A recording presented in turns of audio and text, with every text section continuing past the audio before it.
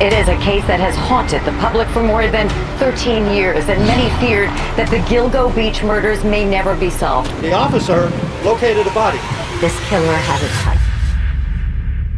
It began with a phone call, a missing girl, a worried family, and a police search that uncovered something far more horrifying than anyone could have imagined. In December 2010, a police officer and his K-9 partner were searching for a young woman who had gone missing near Gilgo Beach, Long Island. Her name was Shannon Gilbert, a 24-year-old escort who had vanished months earlier after running from a client's house, frantically calling 911 and saying they're trying to kill me. But instead of finding Shannon, the officer found something else, a set of human remains, and then another, and another. 4 bodies in total, all lying near Ocean Parkway, hidden in the tall brush just off the side of the road. The bodies belonged to 4 different women, all in their 20s. All had worked as escorts, all had gone missing between 2007 and 2010, and all had been wrapped in burlap sacks before being dumped along the roadside. This wasn't a coincidence. This was the work of a serial killer.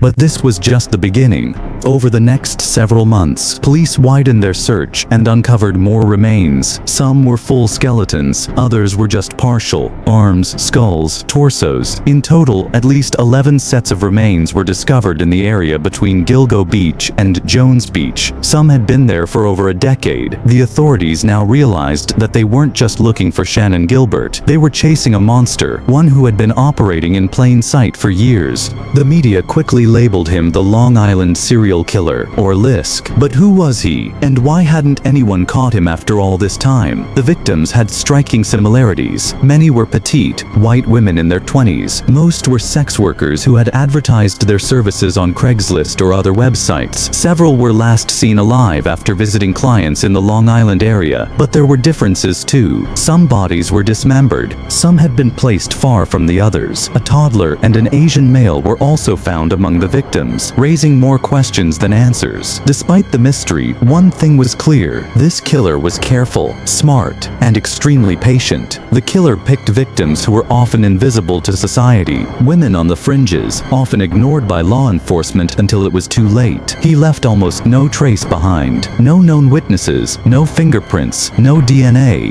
The Suffolk County Police faced massive pressure to solve the case. Families of the victims demanded justice. Journalists swarmed Gilgo Beach, trying to piece together their own timelines. But progress was slow. Leads dried up. Tips went nowhere. The investigation stalled. Years passed, and still the killer remained a ghost. Shannon Gilbert's case, the one that started it all, remained open as well. In 2011, her body was finally discovered in a marsh, about a mile from where the other victims were found. But police ruled her death accidental, saying she had likely gotten lost and drowned. Her family never believed that. Her mother insisted Shannon had been murdered, just like the others. Some believed Shannon wasn't a victim of the serial killer, but that her death had accidentally exposed his dumping ground. Others thought she might have been his first or only intended target, with the other victims tied to a different killer entirely. Conspiracy theories started to grow. Was there just one killer? 2? A group? Was law enforcement covering something up? Despite the chaos, the case stayed cold for over a decade. But behind the scenes, investigators were quietly working. In 2022, they began using new DNA testing, cell phone records, and advanced forensic tools to track down potential suspects. Finally, in July 2023, a major breakthrough stunned the public. Authorities arrested Rex Heuermann, a 59-year-old architect from Massapequa Park, Long Island. He lived less than 20 minutes from Gilgo Beach. He was married, had children, and worked in Manhattan. To his neighbors, he was a quiet, normal guy. To police, he was the prime suspect in at least 3 of the Gilgo Beach murders, and possibly more. Heuermann had been on their radar for over a year. Detectives traced burner phones, online escort ads, and DNA from pizza crust he discarded in the trash. The DNA matched material found on some of the victims' remains, including hair. Police also found disturbing search history on his his computers, topics like torture porn, how to get rid of a body, and maps of where the victims were last seen.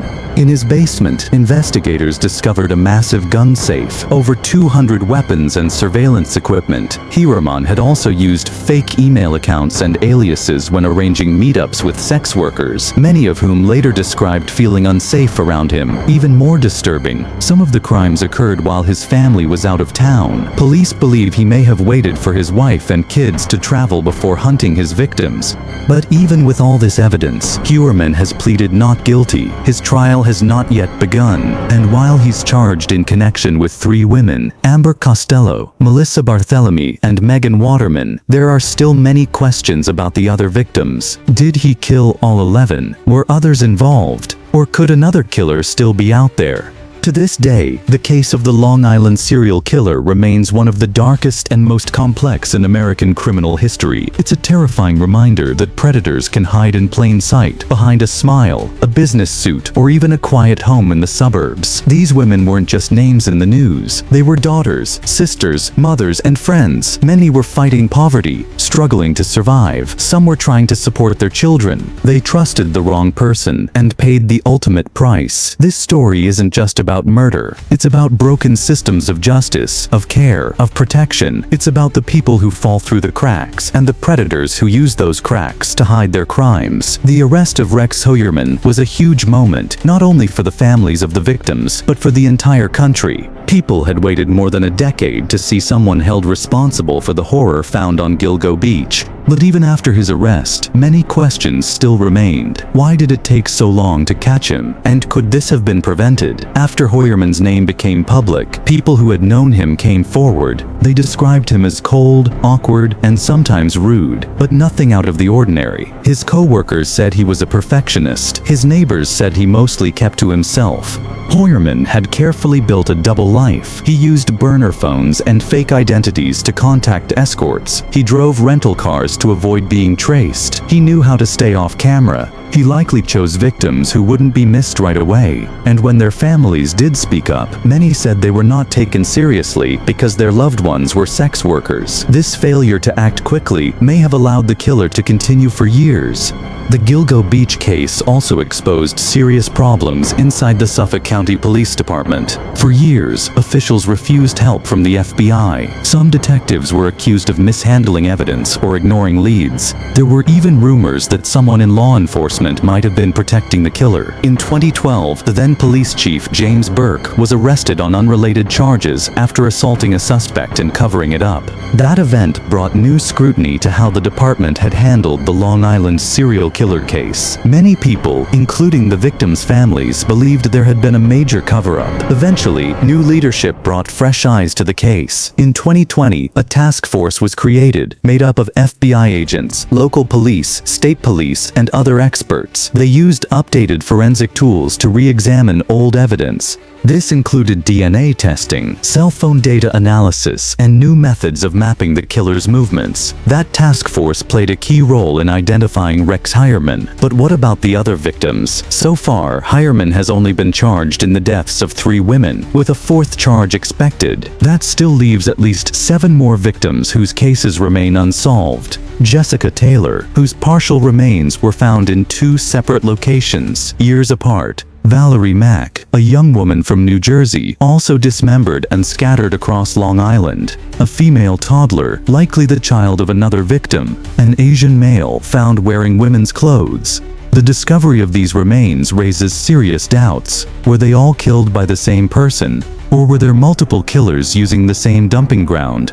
Some investigators believe that the Gilgo Beach area had become what's known as a body dump site, a remote place where killers knew they could dispose of victims without being caught.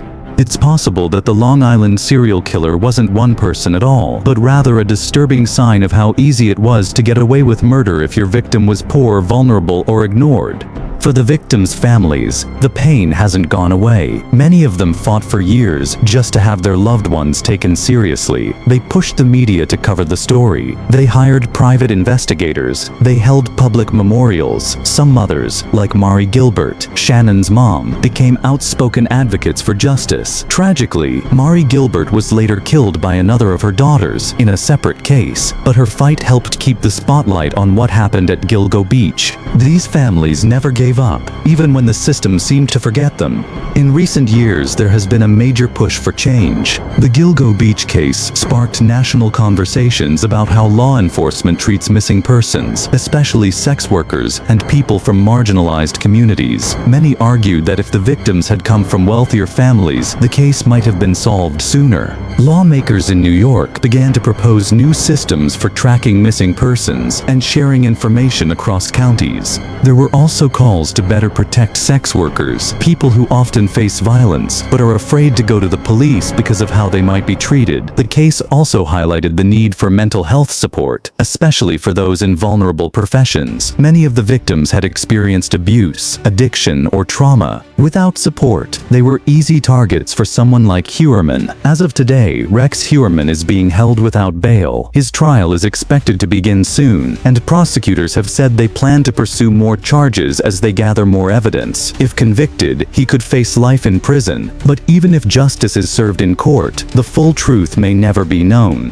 How many victims were there really? How did he choose them? Why did he stop? Or did he... And if Heuermann didn't act alone, then who else is out there? In the quiet neighborhoods of Long Island, the fear still lingers, a reminder that behind every closed door could be someone hiding secrets. That danger doesn't always wear a mask. It can wear a tie, carry a briefcase, and smile at your kids as they walk by. But more than fear, this story is about remembrance, about the voices that were silenced and the families who refused to stop speaking. It's for Melissa, Amber, Megan, Shannon, and the many others still waiting to be named. These women were more than their last moments. They were daughters, mothers, dreamers. They had lives, stories, and people who loved them. We tell their stories not to shock, but to remember. If this story moved you, please take a moment to subscribe, share, and comment. Let others know what happened at Gilgo Beach, because every voice helps keep their memory alive, and maybe one day helps bring justice to the ones still missing.